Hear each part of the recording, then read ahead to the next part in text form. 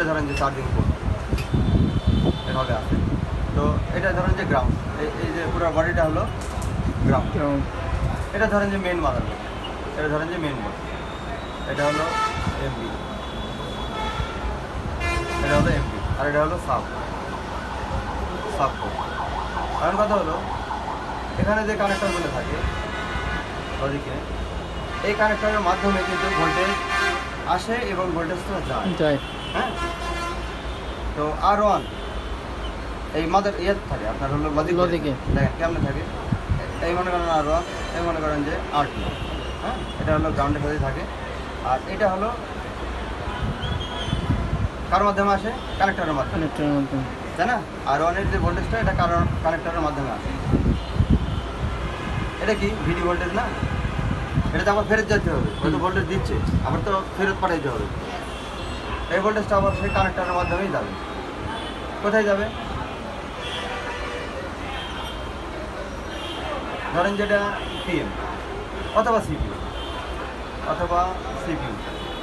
এটা তো পাওয়ার আইসি দিবে এই ভোল্টেজটা। এখানে যে ভোল্টেজটা দিচ্ছে এটা পাওয়ার আইসি দিবে, আবার পাওয়ার আইসির মধ্যেই ঢুকবে। দেখেন একদিক দিয়ে বের হচ্ছে আর একদিক দিয়ে ঢুকছে। একদিক দিয়ে ভোল্টেজ এখানে দিচ্ছে আর একদিক দিয়ে ওই ভোল্টেজই ব্যাক যাচ্ছে। কীভাবে? শুধু ডিভাইড হয়ে যাচ্ছে। ভোল্টেজটা একটু কমায় দিতে হবে। কত?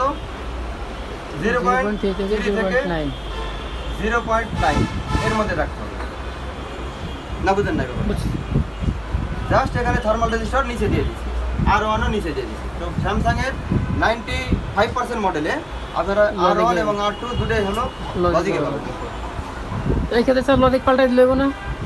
লজিক পাল্টালে হবে, অনেক সময় হবে না। মার্কেটের যে লজিকগুলো থাকে এই R1 এবং R2-র যে ভ্যালুটা, সেই ভ্যালুটা অ্যাকুরেট থাকে না। হয় ভোল্টেজটা বেশি হয়ে যায় অথবা ভোল্টেজটা কমে যায়। তা আপনারা কী করবেন? এই সেন্সিং লাইনটা বের করে খুঁজে বের করবেন। বের করে আলাদাভাবে একটা ডিভাইডার সার্কিট তৈরি করবেন। সাপোজ দুটো রেজিস্টার নিয়ে নেবেন, এভাবে রেজিস্টার নিয়ে নেবেন। একটা লাগালেন গ্রাউন্ডের সাথে, আর একটা দিয়ে দেবেন 1.8। মাদারবোর্ডে কিন্তু অনেক জায়গায় 1.8 ভোল্টেজ পাওয়া যায়। প্রত্যেক আইসি যেমন হলো ভিআইও 1.8 কিন্তু সব জায়গায় পাবে। এ ধরেন এটা R1, এটা ধরেন যে R2। এটা আলাদাভাবে আপনি কানেক্ট করলেন কিন্তু মাদারবোর্ডের একটা ফাঁকা অংশে, হ্যাঁ, আলাদাভাবে লাগাই নেবেন। ইভিগুলো দিয়ে করে দেবেন, লাগাই নেবেন। নেওয়ার পর এই যে ভিডি ভোল্টেজটা, এখানে ভোল্টেজটা ডিভাইড করে নিয়ে কী করবেন? এটা মনে করেন যে নাই, তো এখান থেকে লাইনটা জাম্পার করে নিয়ে এখানে লাগাই দেবেন, সেন্সিং লাইনে দিয়ে দেবেন। বুঝলেন না ব্যাপারটা? হয়।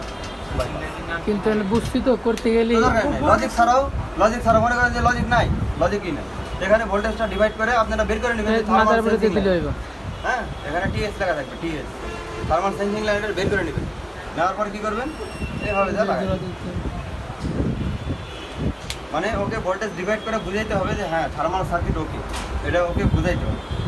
মূলত সিপিইউ এবং পাওয়ার আইসি এরা বুঝে কার ভাষা? ভোল্টেজের ভাষা। বুঝেন না ব্যাপারটা? ভোল্টেজ পাইলে ভোল্টেজ ওই এর মধ্যে পাইলে ও বুঝবে যে হ্যাঁ ওকে। এর উপরে গেলেও বুঝবে যে সমস্যা, নিচে গেলেও সমস্যা। তখনই বলবে টেম্পারেচার হাই অথবা লো।